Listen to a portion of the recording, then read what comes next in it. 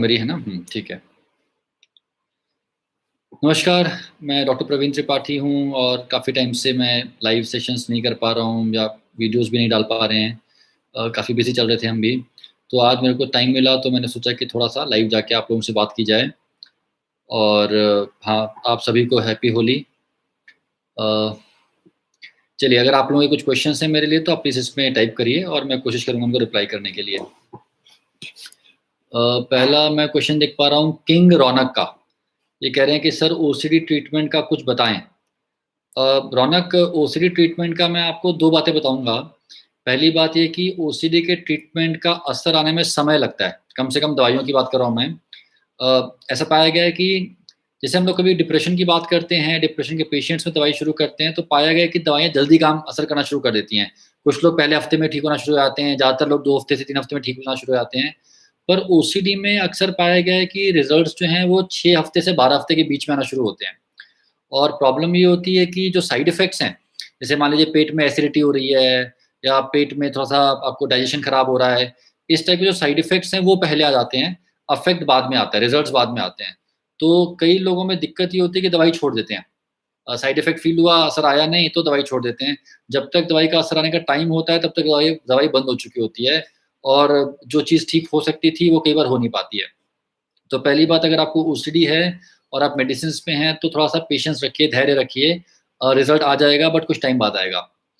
दूसरी बात, ओसीडी में कौन-सा कॉम्बिनेशन किसको सूट करेगा ये आपके सिम्पटम्स को देख के और एक हद तक मतलब डिफरेंट कॉम्बिनेशंस ट्राई करके ही समझ आता है। कई लोग किसी दवाई पे इम्प्रूव कर जाते हैं, कोई लोग किसी दूसरे कॉम्बिनेशन पे इम्प्रूव कर जाते हैं और ये जो प्रोसेस है जैसे कि मैंने कहा टाइम ले लेता है। तो एज़ अ पेशेंट मैं समझ सकता हूँ कि फ्रस्ट्रेशन होती है, गुस्सा भी आता है, लगता है पैसा भी खराब हो रहा है, डॉक्टर को भी फीस दे रहे हैं, दवाई भी खर्चा कर रहे हैं, आराम भी नहीं आ रहा। लेकिन अनफॉर्च्यूनेटली थोड़ा समय ओसीडी में लगेगा ही लगेगा। तो ओसीडी की समस्या में जब रिज़ल्ट आता है तो बहुत अच्छा रिज़ल्ट भी आता है, लोगों की लाइफ़ एकदम ठीक हो जाती है, बट थोड़ा पेशेंस रखिएगा। और आमतौर पे हम कहते हैं कि दवाइयाँ अकेले की जगह दवाइयाँ प्लस थेरेपी सेशन मिला के ट्रीटमेंट ज़्यादा अच्छा रिज़ल्ट लेके आता है, सिर्फ़ थेरेपी के या फिर सिर्फ़ दवाइयों के। अ, दूसरा सवाल सतीश जी का है कि वो प्राइवेट जॉब से डिप्रेशन में रहते हैं, क्या करें? देखिए सतीश जी, प्राइवेट जॉब या गवर्नमेंट जॉब से फ़र्क नहीं पड़ता है। हमने बहुत सारे पेशेंट्स देखे हैं जो कि गवर्नमेंट जॉब में हैं। आपको क्या लगता है गवर्नमेंट जॉब में प्रेशर नहीं होता है? गवर्नमेंट जॉब वालों के ऊपर बहुत प्रेशर होता है, काम करना पड़ता है, ऐसा नहीं है कि सब फ्री में खाली बैठते हैं। बट बेसिकली अगर आपका जॉब आपको स्ट्रेस दे रहा है, तो आपको या तो कुछ ऐसे तरीके ढूँढने पड़ेंगे जिससे कि आप उस जॉब को बेटर बना पाएँ। हो सकता है कि आपका अगर थोड़ा-सा कम्युनिकेशन बेटर हो पाए, आप अपने बॉस से थोड़ा-सा अपनी बातों को समझा पाएँ या बॉस से एक बेटर तरीके का डिस्कशन कर पाएँ, तो चीज़ें अच्छी होंगी। कई बार देखा गया जाता है कि लोग किसी चीज़ में, किसी जॉब में अगर परेशान होते हैं, तो वो कुछ और स्टेप्स ऐसे ले लेते हैं जिससे उनकी परेशानी कम होने की जगह बढ़ जाती है। मान लीजिए आप जॉब कर रहे हैं और आपको लगता है कि आपका जो कलीग्स हैं वो पॉलिटिक्स कर रहे हैं, आपको उतना हेल्प नहीं कर रहे हैं। तो कई बार लोग क्या करते हैं, उनको ऐसा लगने पे वो कट जाते हैं, अकेले हो जाते हैं, अलग-थलग हो जाते हैं। तो उनकी प्रॉब्लम जो थी वो कम होने की जगह और बढ़ जाती है। आपने अपनी प्रॉब्लम को कम करने की जगह और इंक्रीज़ कर लिया। या मान लीजिए आपके कोई सीनियर हैं और उन्होंने कुछ ठीक से नहीं बोला, डाँट दिया या आपको खराब लगा और आपने उस चीज़ को पॉज़िटिवली लेने की जगह या कंस्ट्रक्टिव तरीके से लेने की जगह और कुछ उनको जवाब में बोल दिया या फिर कुछ और आप काम करने से बचने लगे, तो चीज़ें और कॉम्प्लिकेट होती जाती हैं। तो देखिए, अगर आपको उस जॉब में रहना ही है, उस जॉब से आप हट नहीं सकते हैं, तो कोशिश करिए कि अपने आप से पूछिए कि आप ऐसे क्या स्टेप ले सकते हैं जिससे कि वो चीज़ें इम्प्रूव हो सकती हैं। अगर आपके बॉस आपको परेशान कर रहे हैं तो एक बार जाके उनसे साफ-साफ बोल दीजिए कि सर मुझे लग रहा है कि आप मुझसे खुश नहीं हैं, आप बताइए मैं क्या चीज़ें करके ठीक कर सकता हूँ चीज़ों को। ऐसे छोटी-छोटी चीज़ें करके कई बार ना प्रॉब्लम से सॉल्यूशंस मिल जाते हैं। अगर हम लोग बात करते हैं, डिस्कस करते हैं, तो काफ़ी सारी चीज़ें ठीक हो सकती हैं। अपने मन में रख के नाराज़ होने का फ़ायदा नहीं है। एंग्री दत्ता नाम से प्रोफाइल है, इनका मैसेज आया, सर हाउ आई स्टॉप प्लेसिरा टैबलेट फॉर स्लीपलेसनेस। देखिए, किसी भी प्रकार की साइकेट्रिक मेडिकेशन को यदि आप बंद करना चाहते हैं, तो इम्पॉर्टेंट है कि आप ठीक हो चुके हैं और कभी भी सडनली बंद मत करिए। दवाइयों का डोज़ कम-कम करके बंद किया जाता है। कई बार दवाइयों को एक-एक दवाई से सेकंड दवाई पे शिफ्ट करके, फिर उसका डोज़ कम करके बंद किया जाता है। तो आपके जो भी साइकियाट्रिस्ट हैं, उनसे मिलिए और आपकी जो भी वजह की से दवाई चल रही थी, वो द वजह अगर ठीक हो चुकी है, तो कम-कम स्टेप करके, कम-कम डोज़ करके मेडिसिन्स को बंद किया जा सकता है, कोई बड़ी चीज़ नहीं है। अभिनव कुमार कह रहे हैं सर्वाइकल डिस्टोनिया के बारे में बताइए। अभिनव, ये आप एक न्यूरोलॉजिस्ट से पूछिए, ये मेरा टॉपिक नहीं है, मैं एक साइकियाट्रिस्ट हूँ। एके जी मोटिवेशन कह रहे हैं हैप्पी होली गुरु जी। आपको भी हैप्पी होली सर, होली की बहुत शुभकामनाएं आप सबको। अच्छा, अ,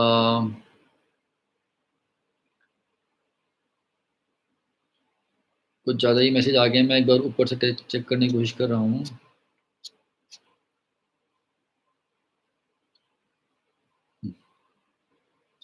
हाँ, प्रिया त्रिपाठी जी कह रही हैं कि मैं बहुत ज़्यादा डिप्रेशन में आ गई थी, मुझे लगता है मैं पहले से अच्छी हूँ लेकिन अभी भी खुश नहीं रहती, अभी भी अच्छी वाली फीलिंग नहीं आती। तो प्रिया जी, अगर ऐसा हो रहा है आपके साथ तो हो सकता है आपके सिम्पटम्स जो थे वो पहले से कम हो गए हों, बट सिम्पटम्स अभी ख़त्म नहीं हुए हैं शायद, और इसी वजह से आप पूरा ठीक नहीं हो पाई हैं। तो अगर आपने मेडिकल ट्रीटमेंट लिया था तो अपने डॉक्टर से मिलिए, थेरेपी ली थी तो अपने साइकोलॉजिस्ट से मिलिए। अच्छा, एक बात इंपॉर्टेंट चीज़ इसमें ये है कि कई बार पेशेंट्स को होता क्या है कि अगर सिम्पटम्स उनके थोड़े से इम्प्रूव हो जाएँ, तो वो हल्का सा इम्प्रूवमेंट आते ही दवाई बंद कर देते हैं या ट्रीटमेंट बंद कर देते हैं। उनको उनको बहुत जल्दी होती है कि दवाई जितनी जल्दी खत्म कर दिया उतना अच्छा है। देखिए, ये चीज़ ठीक नहीं है। अगर आपका मेडिकल ट्रीटमेंट चल रहा है और आप 70%, 60%, 65% ठीक हो चुके हैं और आप वहाँ पे ट्रीटमेंट खत्म कर देते हैं, तो जो थोड़ा बहुत 30-35% का जो प्रॉब्लम बच गया है, वो एक एक ना बेस प्रोवाइड करता है बीमारी को वापस आने में। हम लोग कई बार पेशेंट्स को ऐसे समझाते हैं कि आप एक मानसिक तकलीफ को एक स्प्रिंग की तरह मान लीजिए, और बीमारी और दवाइयों को एक वज़न की तरह मान लीजिए, और जब आप उस स्प्रिंग पे उस वज़न को रखते हैं तो वो स्प्रिंग दब जाता है, पर खत्म, बट अगर आपने वो वज़न हटा दिया तो वो स्प्रिंग वापस ऊपर आ जाता है। लेकिन अगर आप उस स्प्रिंग पे वज़न रख के लंबे टाइम तक छोड़ दें उसको, तो क्या होता है कि वो स्प्रिंग खराब होने लगता है कुछ समय के बाद, और फिर मतलब बीमारी खत्म होने लगती है। तो कई बार लोग गलती ये करते हैं कि सिम्पटम ठीक होते ही उनको लगने लगता है कि बीमारी खत्म होगी और वो दवाइयाँ बंद कर देते हैं, और दवाई बंद करने के बाद लक्षण वापस आ जाते हैं। तो उनको और टेंशन हो जाती है कि जब तक दवाई खाते हैं तब तक तो ठीक रहते हैं, दवाई बंद करते ही बीमारी वापस आ गई। अब अगर आपने कोर्स पूरा किया ही नहीं, तो बीमारी तो वापस आ ही जाएगी ना। इसलिए साइकियाट्रिक के ट्रीटमेंट में पेशेंस बहुत ज़रूरी है। आप 3 महीने एक्स्ट्रा दवाई खा लीजिए, लेकिन जल्दबाज़ी में दवाई बंद करके बीमारी के वापस आने का रिस्क जो है वो मत बढ़ाइए। तो प्रिया जी, आपके लिए भी मैं यही कहूँगा कि शायद आप अभी पूरी ठीक नहीं हुई हैं, तो अभी आप ये मत मानिए कि आपका ट्रीटमेंट खत्म हो चुका है। उसको जितना लंबा ट्रीटमेंट करके जितना जड़ से खत्म कर पाएँ उतना अच्छा रहेगा आपको। प्रेरणा जैन कह रही हैं कि 4 कैप्सूल फ्लॉक्सटिन डेली लेती हैं, इवास से ट्रीटमेंट है। प्रेरणा जी, आप प्लीज़ कंटिन्यू करिए। इवास जो दिल्ली में है, बहुत ही अच्छा हॉस्पिटल है। मैंने भी अपना एमडी जो किया था इवास से ही किया था, और मैंने कई सारे सरकारी अस्पतालों में काम किया है, बट इवास को मैं शायद एक बेस्ट हॉस्पिटल मानता हूँ। पेशेंट केयर भी बहुत अच्छा है, डॉक्टर्स भी अच्छे हैं, दवाइयाँ भी दी जाती हैं, सब कुछ होता है।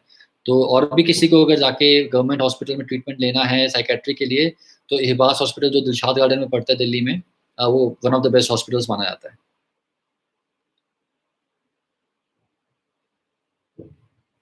अच्छा, ये कोई एक प्रोफाइल, इनका नाम है के एक्स्ट्रा, ये कह रहे हैं स्ट्रेस और डिप्रेशन दवाई से भी नहीं जा रहा है। देखिए, दवाई से भी नहीं जा रहा है मतलब कोई जो दवाई आप अभी खा रहे हैं उससे नहीं जा रहा है। डिप्रेशन के पेशेंट्स में ऐसा कई बार होता है कि पहली दवाई लिखी, इम्प्रूवमेंट नहीं हुआ, तो दवाई में कुछ ऐड कर दिया, या दवाई का कॉम्बिनेशन चेंज कर दिया, या फिर दवाई के साथ थेरेपी सेशन स्टार्ट कर दिए। तो कई बार पेशेंट्स करते क्या है कि एक दवाई शुरू कर देते हैं, डॉक्टर से एक बार मिल लिए और फिर उसी को खाते रहते हैं अपने आप से 6 महीने, 8 महीने, और कहते हैं कि ठीक नहीं हो रहे। देखिए, ये सही तरीका नहीं है। आपको आपको अपने सिम्पटम को कंट्रोल करने के लिए एक प्रॉपर कॉम्बिनेशन तक पहुँचना बहुत ज़रूरी है, और वो कॉम्बिनेशन डिफरेंट डिफरेंट लोगों में डिफरेंट डिफरेंट हो सकता है। 2 लोगों को अगर डिप्रेशन हो, तो ज़रूरी नहीं है कि दोनों को एक ही टाइप की दवाई दी जाएगी या दोनों को एक ही टाइप की दवाई से फ़ायदा आएगा। हो सकता है इस व्यक्ति को किसी और कॉम्बिनेशन से फ़ायदा आए, उससे किसी और को फ़ायदा आए। तो आपको बार-बार अपने डॉक्टर से मिलना पड़ेगा। कई बार ये खराब लगता है कि डॉक्टर के पास बार-बार जाना पड़ रहा है, पर अपनी बीमारी को बढ़ने देना उससे भी ज़्यादा खराब है।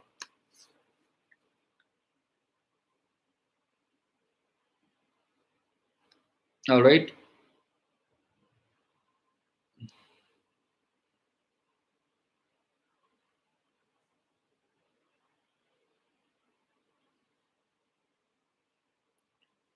टारगेट विद नीरज जी कह रहे हैं कि सर आप बेस्ट डॉक्टर हैं, आप कभी अपने हॉस्पिटल एडवर्टाइज़मेंट नहीं करते। नहीं नीरज जी, मैं बेस्ट डॉक्टर नहीं हूँ, और मेरा ये मानना है कि बेस्ट डॉक्टर नाम भी कोई चीज़ नहीं होती है। ऐसा जब हम लोग पेशेंट्स होते हैं, जब हम लोग भी कभी किसी डॉक्टर के पास जाते थे एज़ अ पेशेंट, तो हमें भी लगता था कि बेस्ट डॉक्टर मिल जाए। बट जब डॉक्टर बनने के बाद ये बात समझ आती है कि बेस्ट डॉक्टर नाम का कुछ भी नहीं होता है। जितने भी हम डॉक्टर्स हैं, आमतौर पे हमारी ट्रेनिंग भी सेम रहती है, दवाइयाँ भी मोटी-मोटी सेम ही लिखते हैं लोग। और ये तो पेशेंट्स को अब आप किसी पेशेंट डॉक्टर के पास गए और उससे आप ठीक हो गए, तो आपको लगने लगता है वो बेस्ट डॉक्टर है। उसी डॉक्टर के पास कोई और पेशेंट गया जो कि ठीक नहीं हुआ, तो उसको लगेगा कि वो डॉक्टर अच्छा नहीं है। बट ऐसा कुछ होता नहीं है, ये ऐसे ही लगता है हम लोगों को, बट ऐसा रियलिटी में कुछ नहीं होता है। इसीलिए मैं सबको बोलता हूँ कि आप जिस भी शहर में हैं, उसी शहर के डॉक्टर से मिलिए। दूर-दराज़ ट्रैवल करके बैंगलोर जाना, निमहांस जाना, कहीं और जाना या हमारे पास आने से कोई बहुत फ़ायदा नहीं है। आप अपने डॉक्टर से मिलें जो शहर में आपके हैं, वो बेस्ट रिज़ल्ट देगा आपको। बिज़नेस जंक नाम का प्रोफ़ाइल है, कह रहे हैं कि sir schizophrenia treatment long term treatment है क्या? बिल्कुल बिज़नेस जंक जी लॉन्ग टर्म ट्रीटमेंट है। आमतौर पे हम लोग कहते हैं कि अगर पहली बार स्किज़ोफ्रेनिया का एपिसोड हुआ है, पहली बार लक्षण आए हैं, तो कम से कम 1 से 2 साल का ट्रीटमेंट तो होना चाहिए और उसको होना ही चाहिए वरना बीमारी वापस आती है। कई बार 1 से ज़्यादा जब एपिसोड हो गए हैं, 2 एपिसोड हो गए हैं, 3 एपिसोड हो गए हैं, तो ट्रीटमेंट और लंबा चल सकता है 2 से 5 साल का। तो ट्रीटमेंट लंबा तो चलता है, बट देखिए अ, दवाई खाना किसी को भी पसंद नहीं है। ये बात हम जानते हैं एज़ अ डॉक्टर, ये हम सब डॉक्टर्स को पता है कि दवाई खाना किसी को पसंद नहीं है। लेकिन आप खुद से सोचिए कि अगर आपके पास लाइफ़ में 2 ऑप्शंस हैं। एक ऑप्शन ये है कि एक छोटी-सी गोली आपको रोज़ रात में खानी है या दिन में 2 बार खानी है और दूसरा ऑप्शन ये है कि आपकी लाइफ़ ही नॉर्मल नहीं है। आप काम नहीं कर पा रहे हैं, नींद नहीं आ पा रही है, अजीब से विचार आ रहे हैं। तो दोनों में से क्या ऑप्शन बेटर है? मेरे ख्याल से दवाई खाना थोड़ा-सा इनकन्वीनियंस तो है, बट फिर भी एक बहुत बेटर ऑप्शन है ना। मैं कई बार पेशेंट को ये बात भी बोलता हूँ, मैं अपना एग्ज़ाम्पल देता हूँ कि मान लीजिए मैंने चश्मा पहन रखा है। अब मैं ये जब मैं 10th क्लास में था तब से मैं चश्मा लेके घूम रहा हूँ अपने चेहरे के ऊपर लगा के घूम रहा हूँ। अब चश्मा पहनना कोई बहुत अच्छी चीज़ तो नहीं है, हमें भी कई बार नाक में दर्द होता है, कई बार कुछ होता है, बट ऑप्शन क्या है? 2 ऑप्शन है, या तो मैं इस चीज़ को अपने ऊपर लाके घूमता रहूँ या फिर मैं ठीक से देख ना पाऊँ, कुछ काम ना कर पाऊँ। दोनों में से बेहतर ऑप्शन क्या है? यही है कि चश्मा लगा के घूमिए, तो मैं घूम रहा हूँ इतने सालों से। मैं वही चीज़ लोगों को बोलता हूँ कि आपके पास ऑप्शन अगर एक है कि आप दवाई लेके नॉर्मल लाइफ़ जी सकते हैं और दूसरा ऑप्शन है कि आपकी लाइफ़ नॉर्मल ही नहीं है, तो बेटर ऑप्शन क्या है? यही है कि नॉर्मल लाइफ़ जीजिए, लीड करिए दवाई के साथ। कई बार लोग कहते हैं कि दवाई खाने से उनको मान लीजिए जैसे कुछ बीमारियाँ स्किज़ोफ्रेनिया है मान लीजिए या बाइपोलर डिसऑर्डर है, जो कि थोड़ी-सी सीरियस बीमारियाँ मानी जाती हैं। उसकी दवाई खाने पे मान लीजिए आपको नींद ज़्यादा आ गई, आप 8 घंटे की जगह 10 घंटे सोने लगे या 9 घंटे सोने लगे। अब मैं फिर भी ये बात बोलूँगा कि मान लीजिए 1 घंटा आपको नींद ज़्यादा भी आ रही है, तो भी बाकी जो बचे हुए 15 घंटे हैं, वो तो नॉर्मल आपकी ज़िंदगी कट रही है। उस 1 घंटे की नींद को कम करने के लिए अगर आपकी लाइफ़ ही खराब हो जाती है, आप कुछ कर ही नहीं पाते हैं, तो फिर उसका क्या फ़ायदा हुआ? तो लाइफ़ में जो अवेलेबल ऑप्शंस हैं, जो आपके पास ऑप्शंस आपके हाथ में हैं, उनमें से एक चूज़ करना पड़ता है। कई बार वो कॉम्प्रोमाइज़ होता है थोड़ा-सा, but life is all about compromise, क्या कीजिएगा?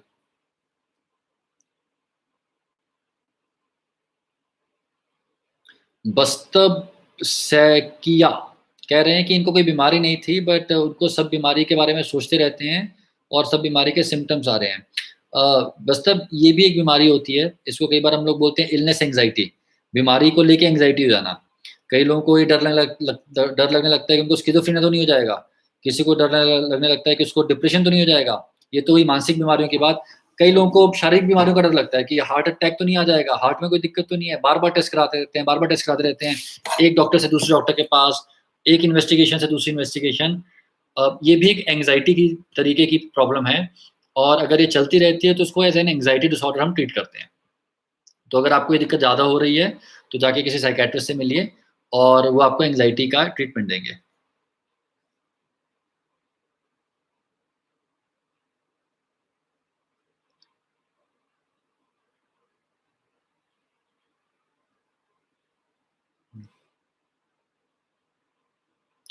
अभिनव कुमार कह रहे हैं कि इनालिथ्स 450 के साइड क्या-क्या हैं?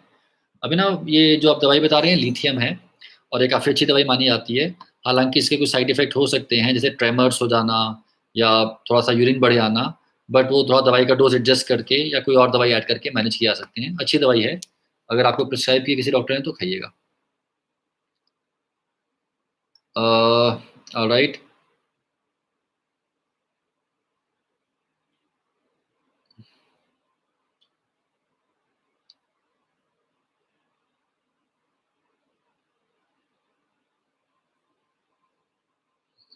धर्मेंद्र शर्मा जी कह रहे हैं कि वो फ्लूडेक 20 mg और ओलियांस 2.5 mg 3 महीने से ले रहे हैं।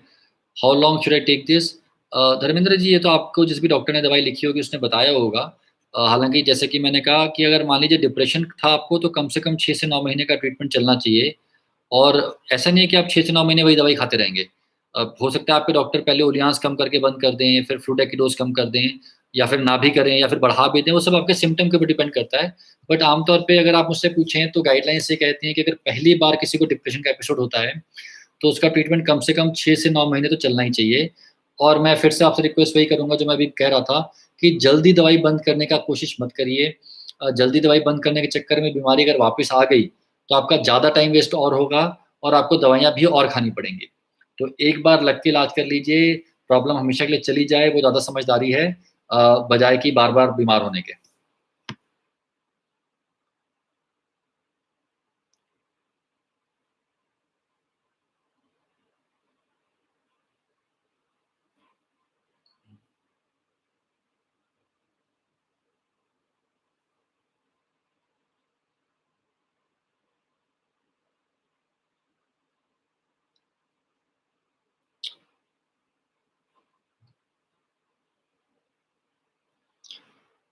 अभांश श्रीवास्तव जी बार-बार मैसेज लिख रहे हैं, बर्नआउट की फीलिंग को कैसे खत्म करें?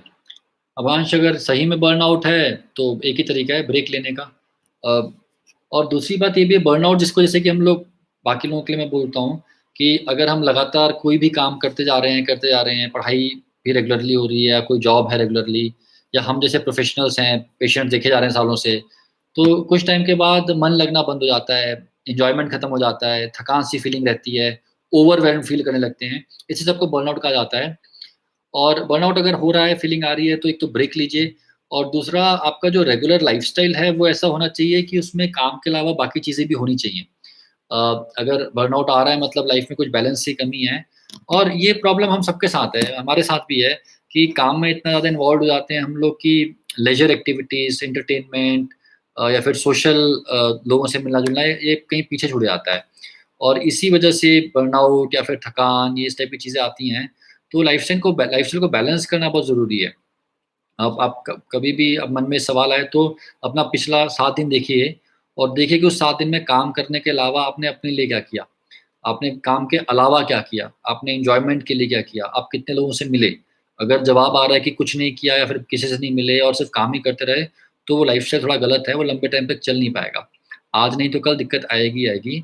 तो रेगुलर ब्रेक्स लेना, और रेगुलर ब्रेक्स लेने के अलावा जो काम है, उसको 24 घंटे में लगातार हमेशा ना करते रहें ना। जितना टाइम आप जाग रहे हैं, अगर आप काम नहीं कर रहे हैं, तो वो भी आज नहीं तो कल दिक्कत करेगा। अगर आप चाहते हैं कि आपके वर्किंग ईयर्स लंबे रहें, लंबे समय तक आप अच्छा काम कर पाएँ, तो आप अपने अपने से जो आउटपुट निकाल रहे हैं, उसके साथ-साथ आपको अपना इनपुट डालना भी पड़ेगा। इनपुट डालना मतलब रिलैक्स करना, अपने माइंड को रिफ्रेश होने का टाइम देना, अपने माइंड को आराम करने का टाइम देना, और वही तरीका है लंबे टाइम तक काम कर पाने का, और कोई तरीका नहीं है।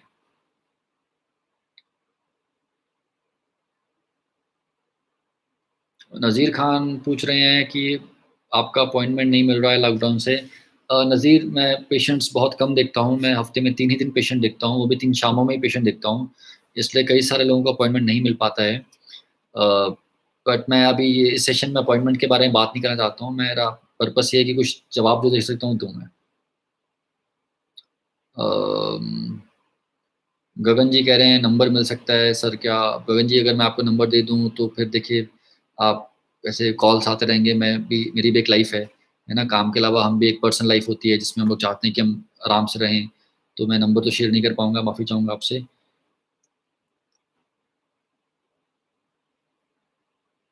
मोहित पराशर कह रहे हैं कि थेरेपी से डिप्रेशन कैसे ठीक होता है? मोहित, देखिए, जो डिप्रेशन के ट्रीटमेंट के लिए आजकल हम बोलते हैं कि कॉग्निटिव बिहेवियरल थेरेपी और मेडिसिन्स, एसएसआरआईज़, दोनों ही काफ़ी कारगर साबित होती हैं, काफ़ी असरदार होती हैं। जो कॉग्निटिव बिहेवियरल थेरेपी होती है, उसमें बेसिकली पर्पस ये रहता है कि अ, आपका जो थॉट प्रोसेस है, डिप्रेशन में जो नेगेटिव थॉट प्रोसेस हो जाता है, उसको चेंज करना, उसको पहचानना, उसको सवाल उसके जो थॉट्स हैं उनको ठीक करना, ये सब चीज़ें समझाई जाती हैं उसमें। और वही ट्रीटमेंट है इसका आजकल प्राइमरीली जो यूज़ होता है, cognitive behavioural therapy. Clinical psychologist और साइकियाट्रिस्ट दोनों करते हैं। तो अगर आप चाहते हैं कि थेरेपी वाला ट्रीटमेंट लें, तो किसी भी आस-पास के जो डॉक्टर हैं, साइकियाट्रिस्ट या साइकोलॉजिस्ट उनसे मिलिए और वो आपको हेल्प कर पाएँगे। चलिए और मैं आप लोगों को एक चीज़ बताना चाहता हूँ कि एक सेकंड मैं आपको लिंक भी इसमें शेयर करता हूँ। अ, अभी हम लोगों ने देखा है कि जो हमारे बाहर के कंट्रीज़ हैं उन सब कंट्रीज़ में लोगों के पास ग्रुप्स होते हैं अ, जिसको हम सेल्फ हेल्प ग्रुप कहते हैं, लोग एक-दूसरे को हेल्प करते हैं। हमारे कंट्री में इस टाइप के ग्रुप्स हैं नहीं।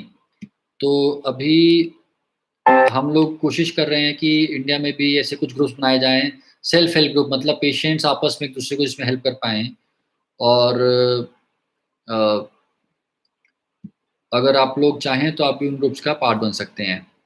तो मैं अभी एक काम करूँगा, मैं इसी के डिस्क्रिप्शन में एक वो डाल दूँगा उसका लिंक डाल दूँगा जो फ़ेसबुक ग्रुप हम लोगों ने बनाया था। इनफैक्ट रुकिए मैं डाल ही देता हूँ अभी सामने-सामने। तो उसमें हमारा प्रयास ये रहता है कि हर हफ़्ते या हर 2 हफ़्ते में कोई एक साइकियाट्रिस्ट आएँ और वो साइकियाट्रिस्ट से आप अपने क्वेश्चंस डिस्कस कर पाएँ और कई कई लोग आ चुके हैं, डिस्कस कर चुके हैं। तो अगर हम उस चीज़ को रेगुलर कर पाएँ तो बहुत अच्छा रहेगा। तो मैंने ये अभी आपका जो क्वेश्चन आंसर्स हैं उसके डिस्क्रिप्शन में इसका ये लिंक डाल दिया है। तो आप लोग चाहें तो इसको आप कनेक्ट कर सकते हैं इसमें फ़ेसबुक से अपने लेट मी सी आया कि नहीं आया?